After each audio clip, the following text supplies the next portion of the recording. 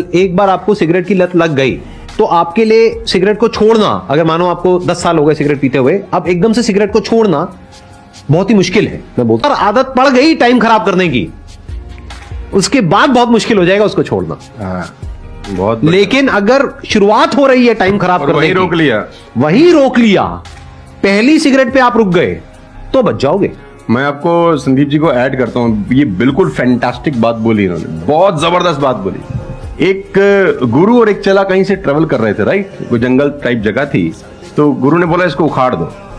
क्या उखाड़ दो? वो छोटा सा पौधा सा लगा था, इतना सा उंगली जितना बाहर आया था। तो बच्चे ने बोला कौन सी बात है, खट से उखाड़ दिया। हाँ। थोड़ा सा और आगे गए तो 2-2.5 फुट का एक छोटा सा पेड़ था, गुरु ने बोला इसको उखाड़ दे। उसने थोड़ा सा जोर लगाया, वो भी उखाड़ दिया। फिर 4-5 फुट लंबा पेड़ था, गुरु ने बोला अब इसको उखाड़ दे। थोड़ी सी उसको मेहनत लग रही, लेकिन उसने फाइनली उसको भी रिमूव कर दिया। अब एक बरगद का पेड़ था करीब 20 फीट ऊंचा, गुरु ने बोला अब इसको उखाड़। बोला महाराज कैसी बातें करते हैं, कैसे उखड़ेगा? बोला यही सिखाना चाह रहा था कि एक बार जड़ें गहरी हो जाए ना तो उसको उखाड़ना बहुत मुश्किल होता है।